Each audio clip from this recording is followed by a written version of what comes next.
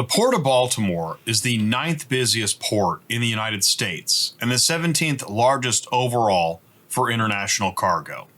The facility handles over 50 million tons of international cargo annually. On a daily basis, goods worth between $100 million and $200 million are shipped in and out of the port. Baltimore handled over $6 billion in construction, farm, and passenger vehicle imports and exports last year, making it the third largest port in the U.S. and the largest site for those goods.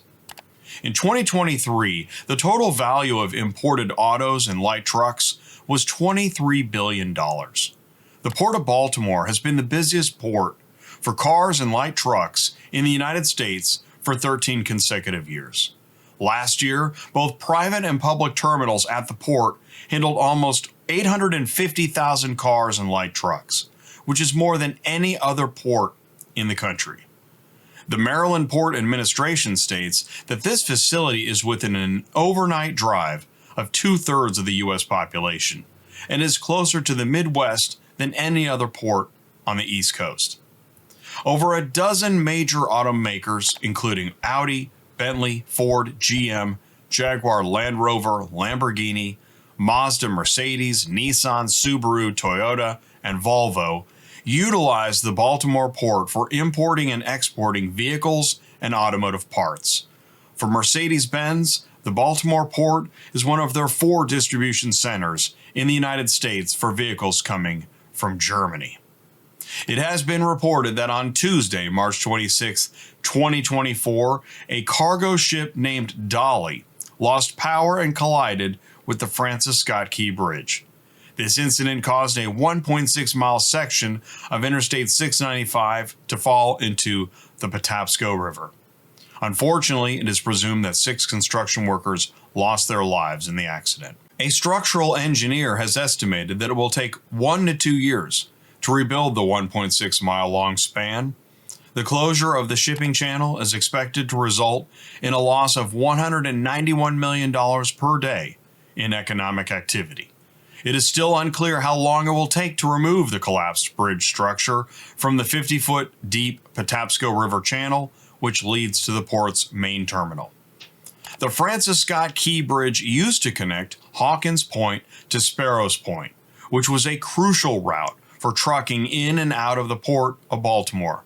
As of 2022, over 35,000 vehicles and 4,800 trucks traveled across the bridge daily. Traffic that used to cross the bridge now has 3 alternative routes. 2 of them are tunnels that go under the Port of Baltimore. One of them is Interstate 95, the other is on Interstate 895. However, hazardous materials cannot go through either tunnel. The Maritime Risk Management Company predicted that ships scheduled to go to Baltimore would be delayed by at least 24 days. After the collapse, the Port of Baltimore announced the suspension of vessel traffic in and out of the port until further notice. However, trucks within the port's terminals can still be processed. The TradePoint Atlantic Terminal is situated at the mouth of the harbor before the Francis Scott Key Bridge. Volkswagen and BMW operate there and are less affected by the suspension because their terminals are located east of the bridge and remain accessible.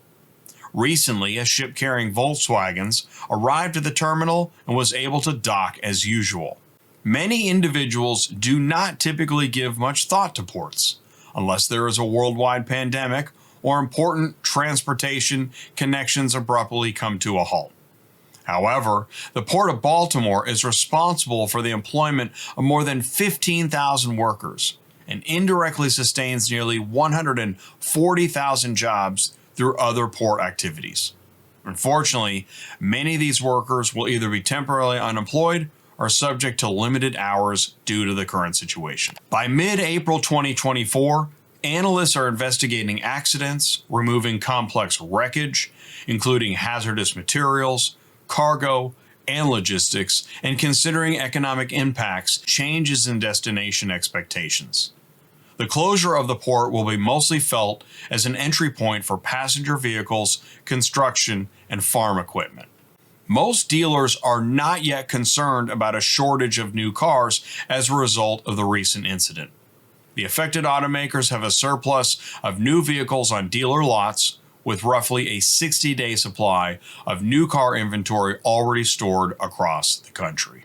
Depending on how long it takes for the port to fully reopen, this closure could keep brands from restocking some makes and models, forcing them to find alternate routes to deliver their products, and increased transportation expenses could be passed on to car buyers. Automakers are already planning to use alternate port delivery locations such as Brunswick, Georgia, the second largest facility for cars and other vehicles, along with Newark, Norfolk, and Jacksonville. Like Baltimore, those ports can handle the types of ships that transport vehicles. Brunswick, Georgia, 700 miles to the south, is the second largest roll-on, roll-off port on the U.S. East Coast after Baltimore. Mercedes and Subaru, which import many vehicles through Baltimore, also have large processing operations there. GM is said to already be rerouting deliveries. Stellantis is working on contingency plans.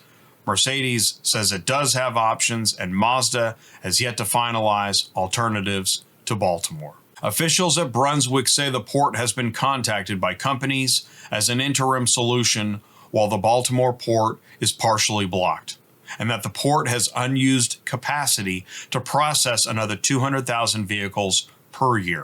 Rerouting vessel shipping vehicle imports is more complicated than redirecting a shipping container. Not all ports are equally equipped to unload the vessels that carry vehicles. A special roll-on, roll-off, or ro-ro ship.